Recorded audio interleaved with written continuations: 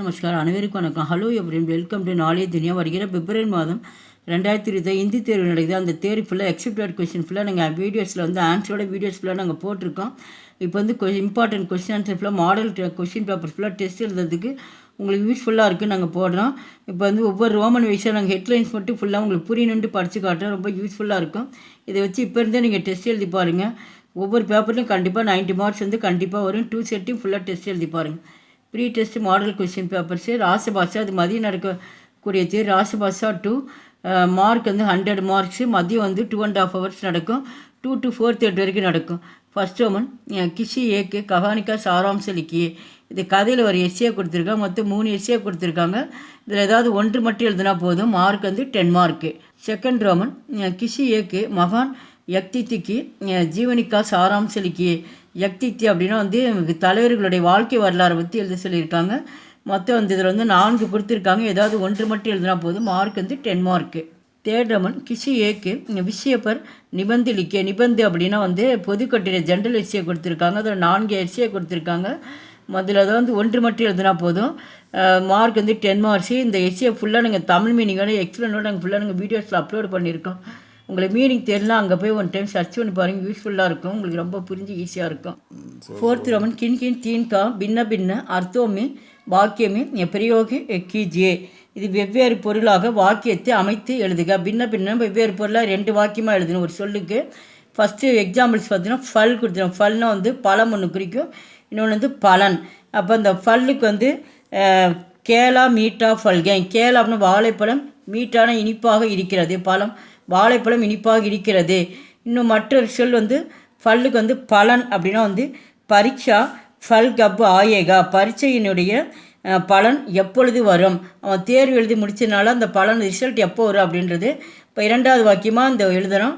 மொத்தம் இதில் வந்து 6 கொடுத்துருக்காங்க. ஏதாவது 3 மட்டும் எழுதினா போது. ஒன்றுக்கு 2 மார்க்கு. ஹிந்தியில் தான் நீங்கள் வந்து ஆன்சர் பண்ணணும். 5th ரோமன் சமானார்த்தி சப்த லிக்கியே.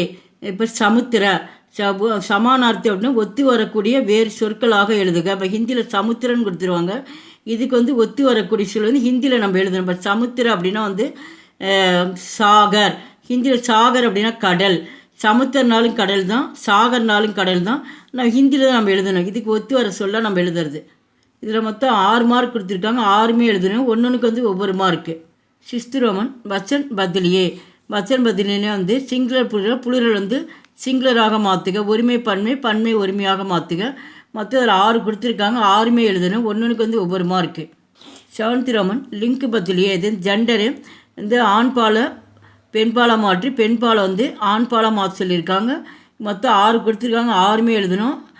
ஒன்றுக்கு வந்து ஒவ்வொரு மார்க்கு. சாய்ஸ் எது வராது.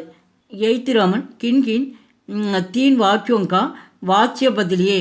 இதில் வந்து ஆக்டிவ் வாய்ஸ் வந்து பேசிவாக மாற்றி பேசிவாக வந்து ஆக்டிவாக மாற்ற சொல்லியிருக்காங்க. செய்வினை செய்யப்பாட்டு வினை. செய்யப்பாட்டாக இருந்தால் செய்வினையாக மாற்ற சொல்லியிருக்காங்க. மொத்தம் அதில் வந்து 6 கொடுத்துருக்காங்க. ஏதாவது வந்து 3 மட்டும்தான் எழுத சொல்லியிருக்காங்க.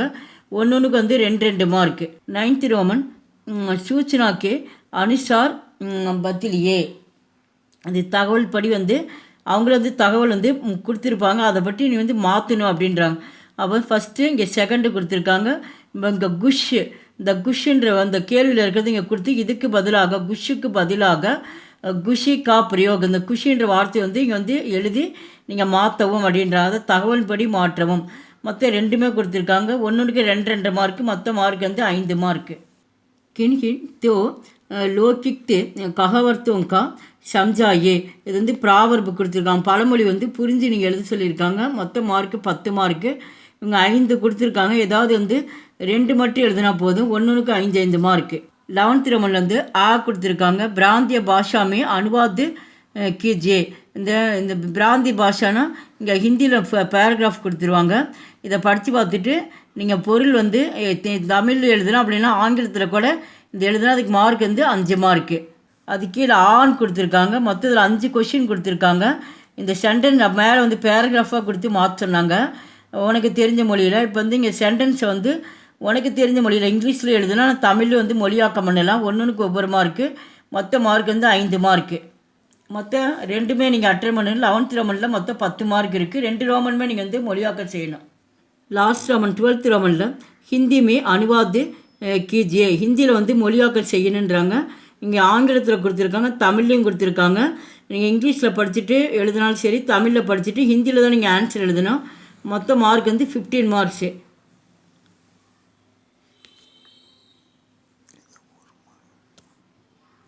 ஏதாவது ஒன்றில் எழுதணும். இங்கிலீஷில் தமிழில் படிச்சுட்டு ஹிந்தியில் மட்டும் நீங்கள் எழுதணும்.